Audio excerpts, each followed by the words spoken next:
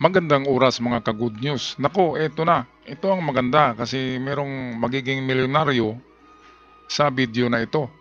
Isang tatanggap ng 10 milyon at 5 tatanggap ng 1 milyon bawat isa. Bakit? Kasi merong reward na ngayon si Pastor Apollo Kibuloy kasama yung limang membro niya na kasama niya ngayon na nagtatago. At eto ang detalyadong ulat galing sa 24 oras. Kasabay niya ang paglalabas ng wanted poster sa 6 kaugnay ng kasong child and sexual abuse at qualified human trafficking. Grabe. Nakatuto si June Veneracion. Ang dami palang kaso nito. Dahil sa kanyang patuloy na pagtatago, naglabas na ang PNP ng wanted poster ni Kingdom of Jesus Christ founder Pastor Apollo Kibuloy.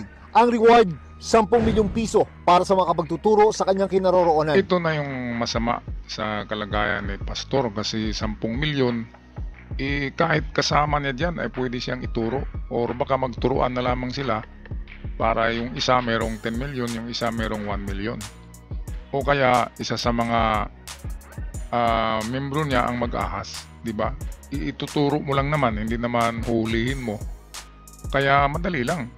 Tatawag ka lang sa kung saan man, NBI, kapulisan, at sabihin mo na alam mo ang kinaroroonan at siyempre sasama ka doon para ituro mo. Ngayon, instant millionaire, di ba? Ito yung tinatawag na bounty hunting. Bounty hunting. Ang maganda rito ay ituturo mo lang.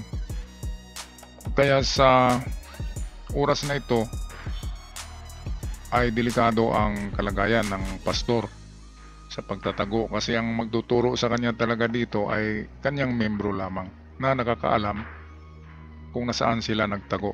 Okay, so ito, balikan natin ang balita.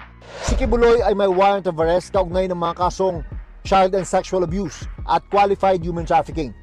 Ang pabuya ay inanunsyo ni DILG Secretary Benhur Abalos. Ang batas ay batas, ang may kasalanan mananagot. At yan ang gagawin namin, Pastor Kibuloy. Naglabas din ng wanted poster para sa 5 niyang Ito. kapwa-akusado. Meron silang tig 1 milyong pisong patong sa ulo. Ang milyon-milyong pisong pabuya ay galing daw sa mga kaibigan nila Abalos na hindi na niya pinangalanan. Meron po kaming mga kaibigan na they're so frustrated about what's happening right now at gusto makatulong. Kaya nagbigay ng reward. Matatanda ang noong Hunyo, nauwi sa tensyon ang sabayang pagsisilbi ng arrest warrants kay Kibuloy at kanyang mga kasamahan sa iba't ibang lugar na pag-aari ni Kibuloy. Akala ko ba itong si Kibuloy ay nakaalis na ng Pilipinas? Ang sabi nila ngayon ay nandito lang daw, nagtatago sa isa sa kanyang mga chapter o sa kanyang mga simbahan. Kaya itong isang pag-serve ng warrant ay medyo marahas kasi merong parang binubumbero yata. Sa headquarters ng Kingdom of Jesus Christ sa Davao City, binomba pa ng tubig ng kanyang mga taga-suporta, mga pulis. Ay baliktad pala, ang bumomba ng tubig ay mga membro ni Kibuloy sa mga pulis. Akala ko mga pulis ang nagbumbero. Baliktad pala. Kaya medyo matapang pero kapag nakarinig yan ng 10 million ay baka lahat yan magsituruan kung nasaan nagtatago ang kanilang Panginoon. Na magsisilbi ng warrant. Sa intelligence information daw nila Abalos, nasa loob pa rin ng bansa si Kibuloy. Nauna lang sinabi ni dating Pangulong Rodrigo Duterte na malapit na kalyado ni Kibuloy at administrator ng mga ari-arian ng KOJC na alam niya kung nasaan si Kibuloy. Aba, ang unang magturo nito ay tauhan ni Duterte. Utusan niya lang yung driver niya na ituro mo merong kang 10 million. Bigay ko sa iyo ang 1 million, akin ang 9 million. Ganun lang yung kadali. Baka meron ngang kahit nga sa disipulo ni Kristo ay merong isang Judas. Kaya diyan sa circle ni Kibuloy, sa mga taong nakapalibot sa kanya, isa talaga diyan ang magtuturo sa kanya. Yan ay nakasulat sa Biblia kasi anak nga ng Diyos. Tama nga pala, no? Kasi Kristo nga pala siya. Siya yung anak ng Diyos, si Kristo. Kaya mayroong hahalik sa kanya. At yung hahalik sa kanya, yun yung Judas. Kaya na lang ang ating abangan kung sino ang taong yun na magtuturo sa kanya. O ito naman si Duterte, atin pakinggan kung anong sinasabi niya dito. hindi niya raw sasabihin. Ay, Alam ko kung saan si Pastor. Pero secret.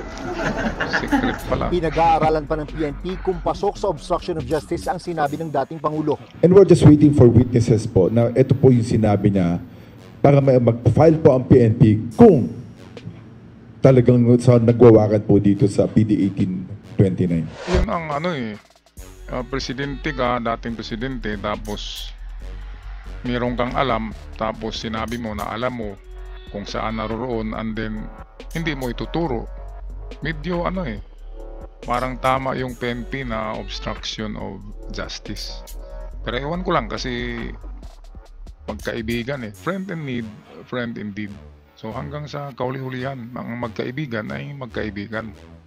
At walang hudas, di ba? So nasa kanila yon. Kasi sa kanila naman yan, ang buhay nila ay hawak nila. So sila ang dapat magdala kung paano dadalhin ang kanilang mga buhay. Alright, so tapusin na natin ang video. May hamon naman si Abalos kay Kibuloy. May warat, wala kang kasalanan. Sumuko ka. Sumuko ka. Mahirap ba yun? Patuloy na kinukunan ng pahayag ang kampo ni Kibuloy. Para sa GMA Integrated News, June Veneracion, nakatutok 24 oras. Alright, salamat June Veneracion sa inyong ulat 24 oras. At hanggang dito na lamang tayo mga ka-good news. Ako'y magpaalam na. God bless the Philippines.